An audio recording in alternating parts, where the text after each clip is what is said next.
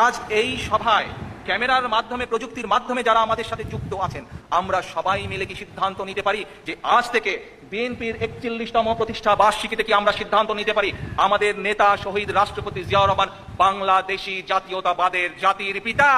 শহীদ রাষ্ট্রপতি জিয়াউর রহমান শুধু বাঙালি জাত না, বাঙালি সহ 55,126 বর্গ মাইলের মধ্যে যতগুলো জাতি বাস করে, যারা বাংলাদেশী জাতির পরিচয় বহন করে, যারা নিজেদেরকে বলে বাংলাদেশী হিসাবে পরিচয় দেয় যারা, তাই সেই বৃহৎ জনগোষ্ঠীর জাতির পিতা।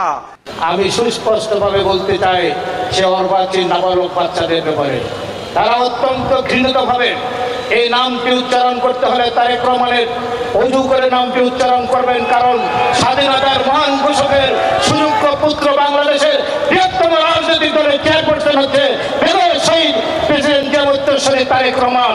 তার নামটি উচ্চারণ করতে হলে অজু করে করবেন।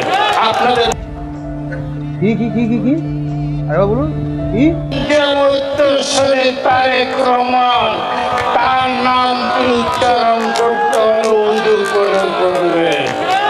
আপনাদের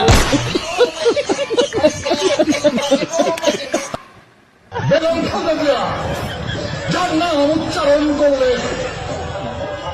মুখটা পবিত্র হয়ে যায়। বেগম খালেদা জিয়া, বেগম খালেদা জিয়া যার নাম উচ্চারণ করলে মুখটা পবিত্র হয়ে যায়। Begum Khaleda Zia. I love you, Mommy. শহীদ রাষ্ট্রপতি জিয়াউর রহমানের নাম নিলে প্রতিদিন ব্যস্ত দিচ্ছে। আমি বিশ্বাস করি গ্রহণ করলে পক্ষান্তরে একটা দল যারা ব্যস্ত সার্টিফিকেট দেয়, কি দেয়, ব্যস্ত সার্টিফিকেট প্রতিনিয়ত বিক্রি করে।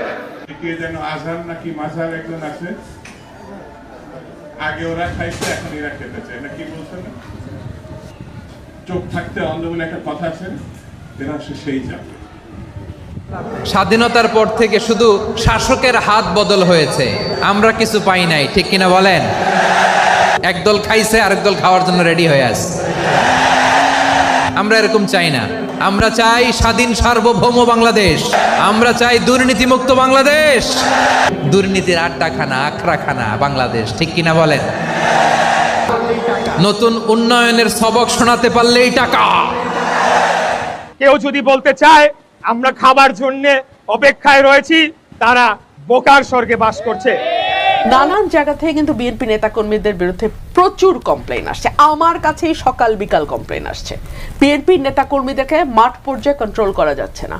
চাঁদাবাজির সঙ্গে যুক্ত, জমি দখলের সঙ্গে যুক্ত, টেন্ডারবাজির সঙ্গে যুক্ত, মানে বিগত 30-40 বছর একটা প্যাটার্ন নিয়েছে। সো এটা বিএনপির জন্য ডেফিনেটলি একটা মানে খারাপ দিকে নিয়ে যাবে আর কি।